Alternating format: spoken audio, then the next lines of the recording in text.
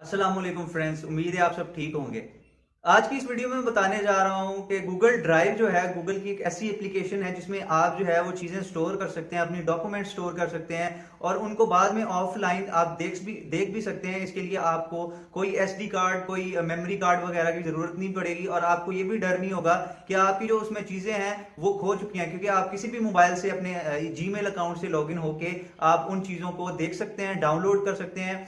तो ये बहुत अच्छी एप्लीकेशन है, बहुत मुफीद एप्लीकेशन है। इस वीडियो में मैं आपको बताऊंगा आपने वो किस तरह यूज करनी है।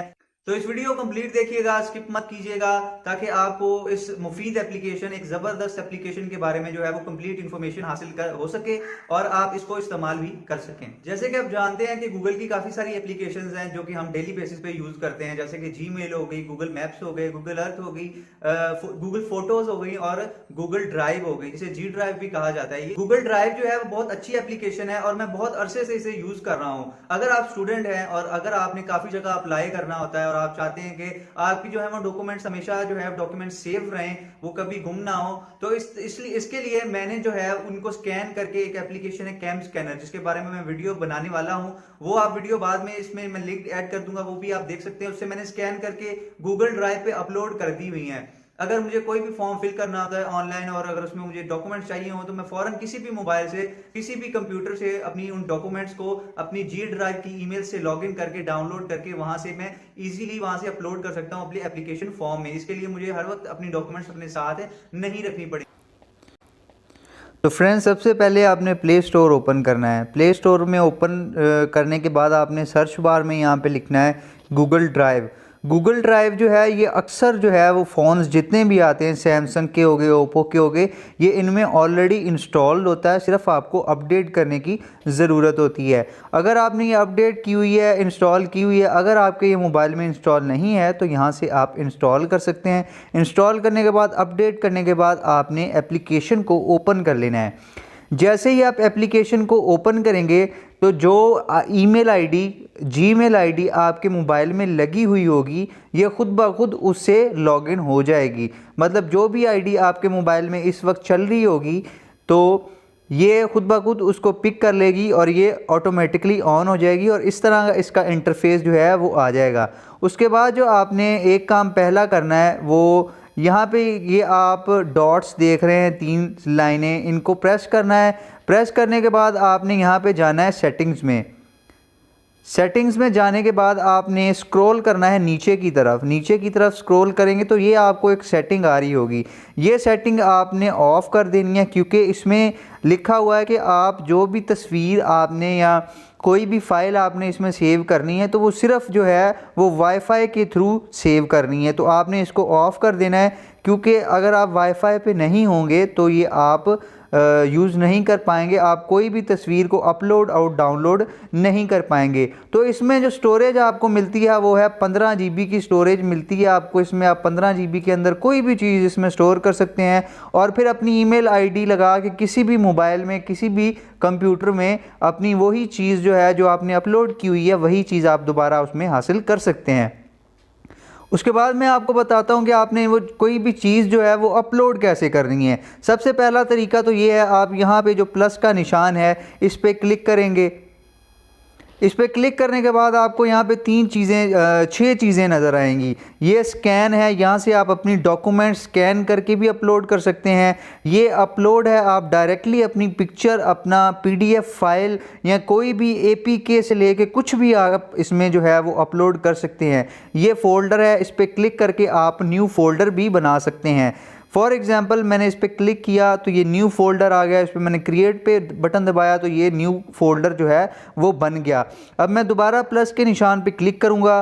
कोई भी चीज़ मुझे अपलोड करनी है तो अपलोड के बटन को मैंने दबाया तो ये देखें आपकी जो रीसेंट पिक्चर्स हैं वो आ जाएंगी। आपने इनको सेलेक्ट करना है।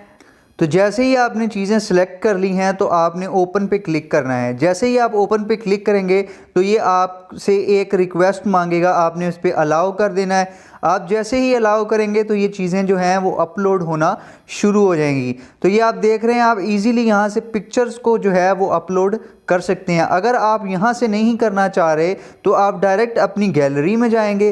गैलरी में जाके आपने जो है वो अपनी पिक्चर सेलेक्ट करनी है। सेलेक्ट करने के बाद आपने सेंड के बटन पे क्लिक करना है। सेंड के बटन पे क्लिक करके आपने स्क्रॉल करना है और ढूंढना है कि सेव टू ड्राइव कहाँ पे लिखा हुआ है।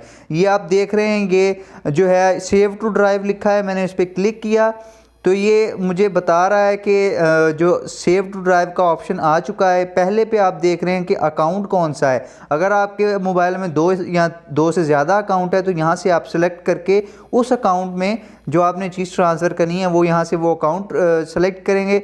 आप यहाँ से अपना फ़ोल्डर सेलेक्ट करेंगे कि आपने कौन से फ़ोल्डर में करनी है। फॉर एग्ज़ाम्पल जो हमने न्यू फ़ोल्डर बनाया था, मैंने उस पर क्लिक किया, यहाँ से नीचे सेलेक्ट पे क्लिक किया तो ये हो गया फ़ोल्डर सेलेक्ट। उसके बाद मैंने सेव पे क्लिक कर दिया तो ये जो पिक्चर है ये अपलोड होना शुरू हो गई हैं। और अगर आप देख रहे हैं कि आपने पीडीएफ जो है पीडीएफ वो इसमें अपलोड करना है तो आप सिंपली जाएंगे अपने फ़ाइल मैनेजर में, डॉक्यूमेंट्स या फ़ोल्डर या कोई भी जहाँ पे आपने पीडीएफ रखा हुआ है वहाँ से आपने उनको सेलेक्ट करना है चीज़ों को।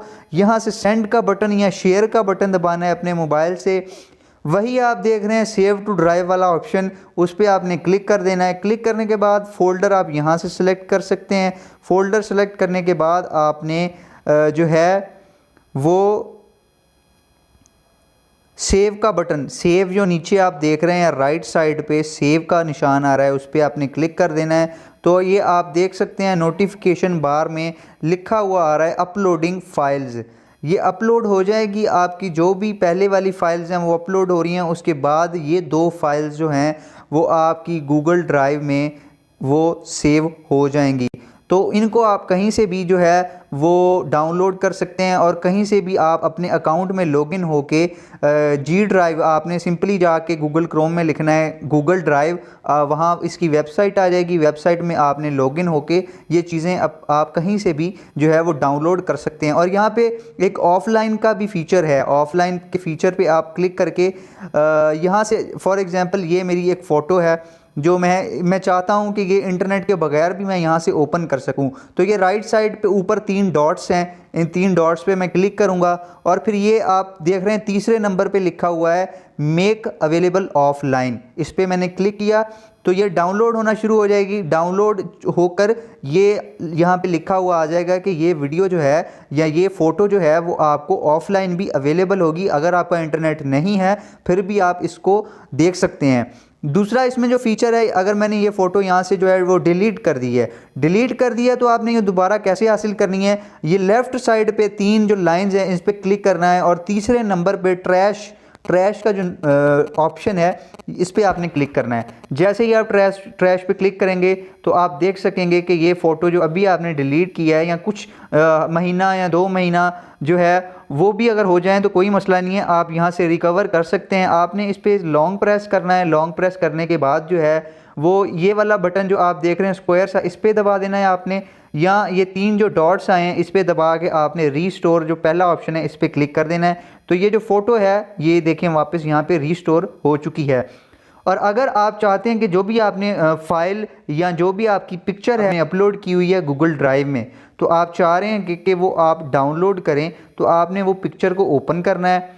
ओपन करने के बाद 3 डॉट्स जो राइट साइड ऊपर में आ रहे हैं इन पे क्लिक करना है और यहाँ पे नीचे आप देख रहे हैं कि ओपन विद के नीचे डाउनलोड का ऑप्शन है, इस पर आपने क्लिक करना है। डाउनलोड के ऑप्शन पे आपने क्लिक करना है तो ये फ़ाइल जो है ये डाउनलोड होना शुरू हो जाएगी। आप देख सकते हैं कि नीचे नोटिफिकेशन भी आ चुका है। इसके साथ साथ अगर आप चाहते हैं कि आप यहीं से डायरेक्ट प्रिंट करें तो ये प्रिंट का ऑप्शन भी यहाँ पे है। आप इसकी डिटेल्स भी देख सकते हैं, आप इसको रिमूव भी कर सकते हैं यहाँ से, और इसका कॉपी भी कर सकते हैं, कॉपी करके भी रीनेम भी कर सकते हैं। तो इसमें काफ़ी सारी ऑप्शंस इसी के अंदर हैं। अगर आप इसको एडिट करना चाहते हैं तो इसके अंदर एडिट का भी ऑप्शन है। आपको डायरेक्ट ये जो है आपके फ़ोन में जो भी इंस्टॉल होगा फ़ोटो एडिटर उसमें ले जाएगा।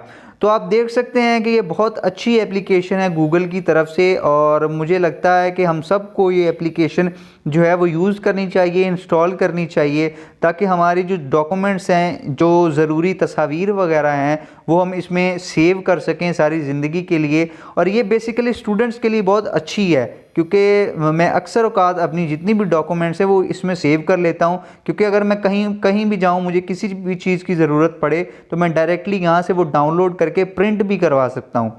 तो ये बहुत अच्छी एप्लीकेशन है, हमें यूज़ करनी चाहिए। यूज़ करने का सारा तरीका मैंने आपको बता दिया है, बहुत सिंपल है और बहुत सिंपली से आप इसको यूज़ कर सकते हैं, चीज़ों को डाउनलोड कर सकते हैं और अपलोड कर सकते हैं। तो फ्रेंड्स, अगर ये वीडियो आपको पसंद आई है तो इस वीडियो को लाइक करना, शेयर करना और मेरे चैनल को सब्सक्राइब करना मत भूलिएगा।